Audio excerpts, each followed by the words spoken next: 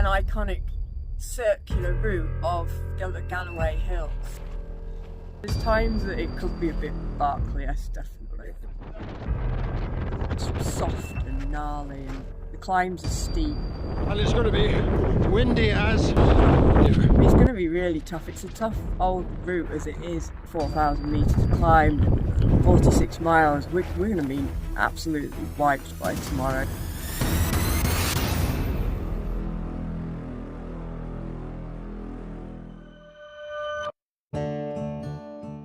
Back in the mid-90s and early 2000s, Bruce's Crown Race was a staple in the Scottish hill running calendar. Located in the southwest of Scotland, down in the Galloway Forest Park, the route includes more than 20 summits across 3 separate mountain ranges. The loop is around 46 miles and has over 4,500 metres of ascent. It's a challenging route with 20 checkpoints along the way, and to add to the challenge, navigation is by map and compass only. Ahead of the race, I was lucky enough to catch up with the race organiser and legendary trail runner Nicky Spinks and asked her why she decided to resurrect this old classic. Well, I raced the Heart of Granite in 2004 and 2006, and this race was on at the same time, but I was just starting out in ultra running and 20 miles was enough for me. But I looked at this route and I really wanted to do it, but then it wasn't run after that. So I've always had the idea of resurrecting the route, basically so I can run it myself. And it's just an iconic circular route of the Galloway Hills. I contacted the old organiser, Colin Butler, maybe 10 years ago and got his okay about doing it. Lynn Jones he's the original organiser and he's coming as well. He's really excited about it being resurrected. So I've enlisted the help of Galloway Mountain Rescue because I can't do it on my own, and I wanted to raise money for mountain rescue as well. Yeah, it's a good cause. Yeah, I've never needed them, but they put a lot of time in, voluntary, and they need a new base and new stewards, so it's all hopefully a win-win. I drove down the day before to explore and discover the connection this area and a certain stone has with Robert the Bruce, who was the King of Scotland. So that's Loch Truel. So we're running around this side, and over that side we will get to see Bruce's stone. So Robert the Bruce and the Battle of Glen Truel, 31st of March 1307. So it was on this southern side of Loch Truel that Robert the Bruce set an ambush for the English. This was just before the Battle of Bannockburn, where he defeated the English and gave Scotland its independence. And it was on this south side that they set a trap and ambushed the English, threw rocks and boulders down at them, flung them down into the water. What a place, what history. So this is me now cutting along the north side of Loch Truel up to find Bruce's stone.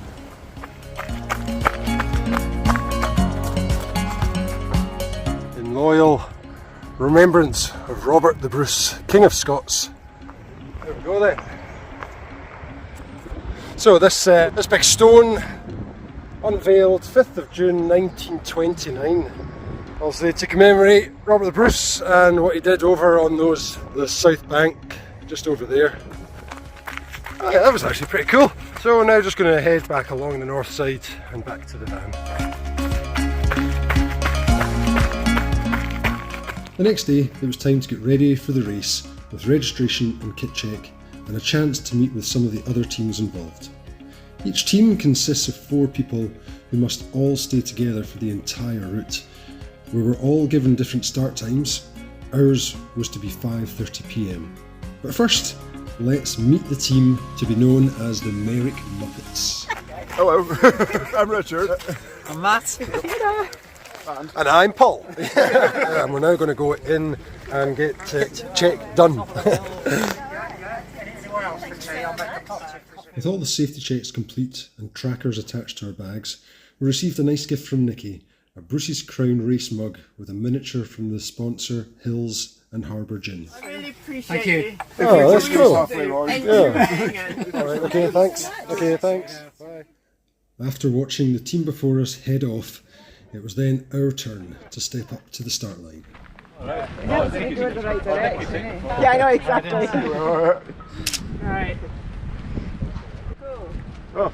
Go! Oh, right! Yes! Left! Thanks!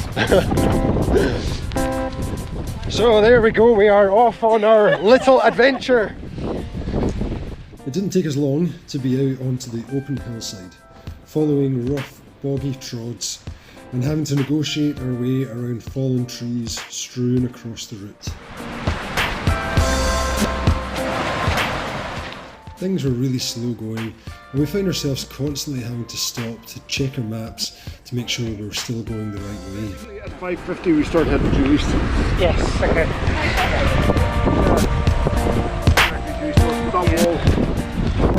So we're an hour in and we've covered a whole 4 kilometres.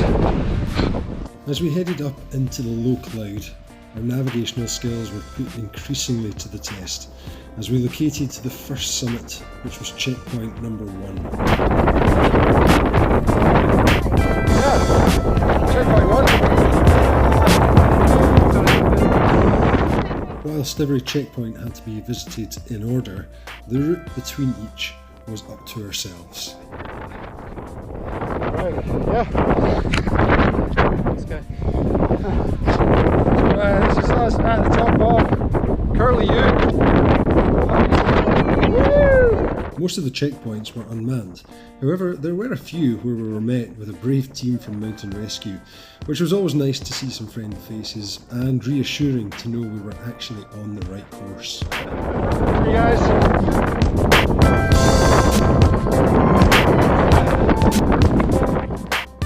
As darkness fell and the weather worsened, navigating our way around the hills became even harder. There were many sheep trails and paths crisscrossing our route, making it easy to be led in the wrong direction.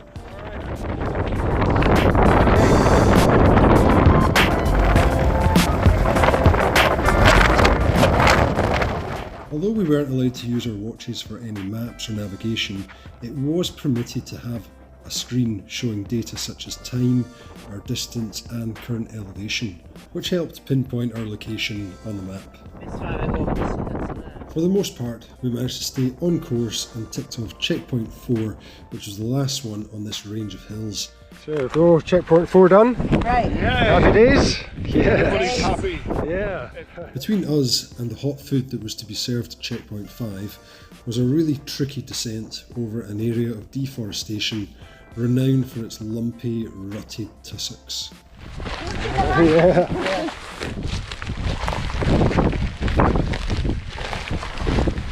The descent was slow going, but eventually we emerged from the darkness into the lights of checkpoint 5. Wow. Look at all this. Wow. Well, thank you very much. Right, okay. Thank you very much, guys. Thanks, guys. See you later. Bye-bye. With food in our bellies, we pushed on into the night and onto the second range of hills. Unfortunately, we missed a small path off to the left, which added a few kilometres as we retraced our steps. It wasn't long before we were back on track and onto the squelchy hillside.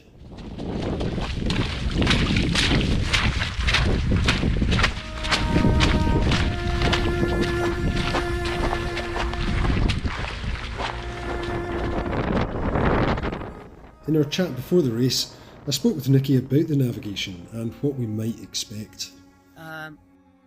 Some of the navigation is really tricky because the map doesn't really relate to what's on the ground. Usually getting out of or into a valley where the forestry have done something, there's more forest or less forest than what is there on the map. It's going to be really tough. It's a tough old route as it is. But some of it, I mean, the ascent of Daru is just, yes, swearing. It's just tough going underfoot. It's wet, some of it, and it's not all tussocky, it's just soft and gnarly, and the climbs are steep. And the weather is not looking too favourable.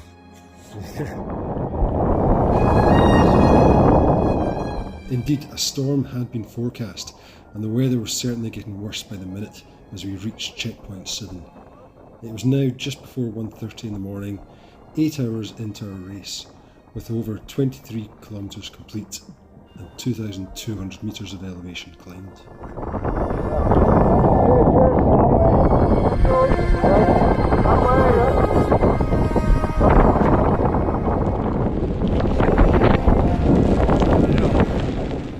As the storm intensified and the temperatures fell, we were forced to take shelter from the wind and rain to put on more layers, making good use of our bothy bags, which were part of the mandatory kit. Yeah, beautiful outside. Yeah. The sun is shining, the weather is sweet. Hello! So we're nice and cosy in our little bothy bag. Right. We ventured back out into the elements to locate checkpoint 10, which was on the final summit on this range of hills, known as the Rins of Kells Ridge. Cheers.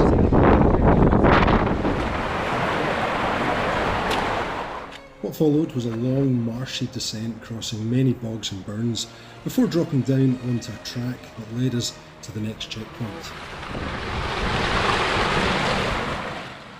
Here we were once again welcomed by a team of mountain rescue offering up a selection of hot food and drinks, with an added bonus of a heated trailer to sit in.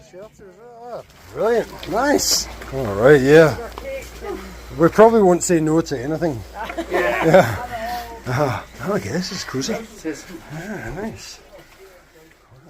At this point we were over halfway, with around 43 kilometres complete, 3,300 metres climbed, and the final and biggest range of hills to come. This is known as the Range of the Awful Hand, due to the crooked finger-like prominences coming off the main ridge. But before that, there was a nice long section on a gravel track which ticked off a few easy miles. And it's just past 6 o'clock, so we've been on the go for over 12 hours. A million hours. Yeah. And I think actually Not that head torch off time, eh? Yeah. There we go, Blue Neck. 50k. It's only taken us 13 and a quarter hours. Yes. So the last like 10k or so has been not bad, just been on this fire track. It's quite hard getting the legs going, but we're certainly covering more miles and quicker. And now we're at checkpoint 12, getting ourselves a little coffee. Nice. Yes. This would be our last man checkpoint offering food and drink before the finish. Shortly, we were heading off the track and onto the final range of hills. Whilst the ground was still absolutely soaking wet, at least the rain had stopped. However, gale force winds were forecast to intensify throughout the morning, with gusts expected to exceed 70 miles an hour across the summits.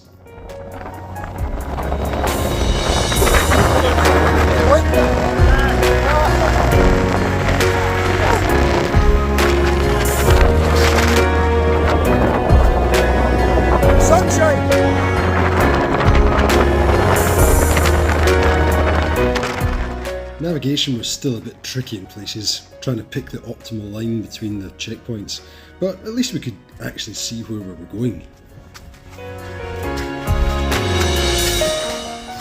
As predicted, the wind really did pick up in strength, and it wasn't long before it was literally trying to knock us off our feet.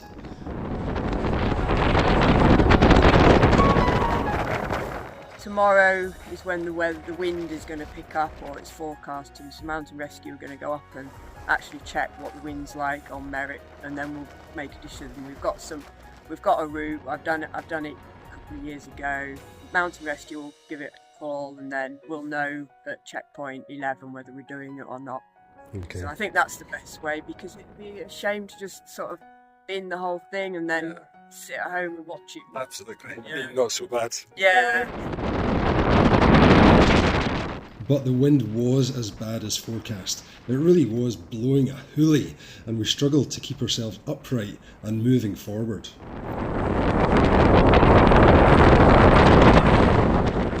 We'd been told to push on until checkpoint 16, which was just before we would climb to the highest point of the course. If these last few hills were unsafe to summit, Mountain Rescue would meet us there to direct us onto the low-level route.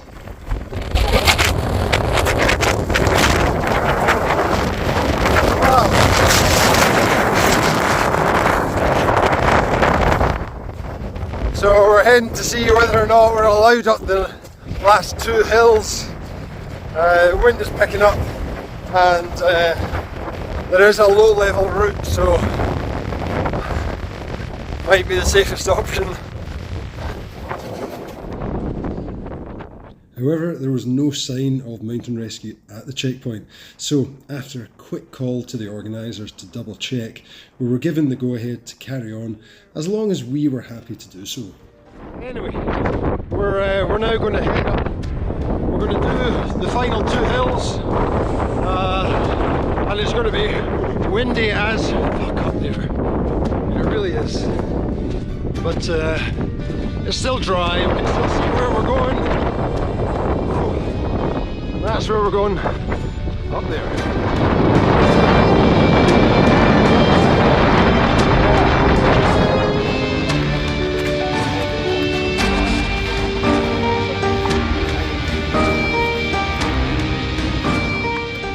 That's the last hill, well actually the last hill up there. It's the Merrick, which is the highest hill.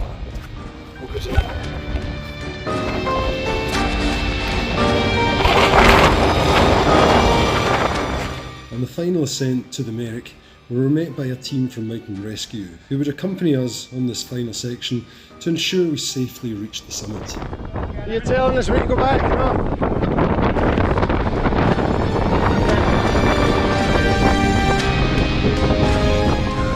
The Merrick stands at 843 metres, making it the highest mountain in the Southern Uplands of Scotland. Unfortunately, we had climbed into the clouds, so there wasn't much of a view. Alright, that's all the summit's done. Well, apparently we've got one last little climb to go. Whee! So this is us now at the last summit. There we go down.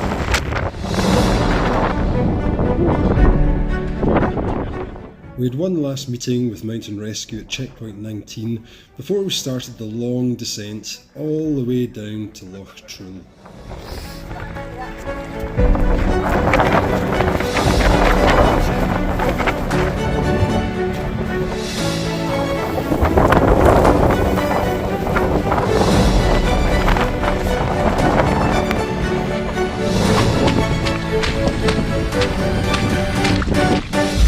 Finally off the boggy hillside, we made our way to the last checkpoint, which was round at Bruce's Stone.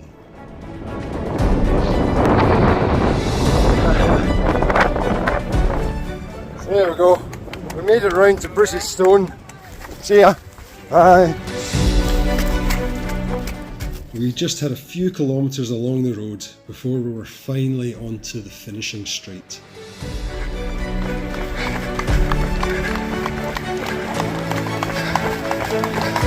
Hey! Ah, nice. Yeah, thank you.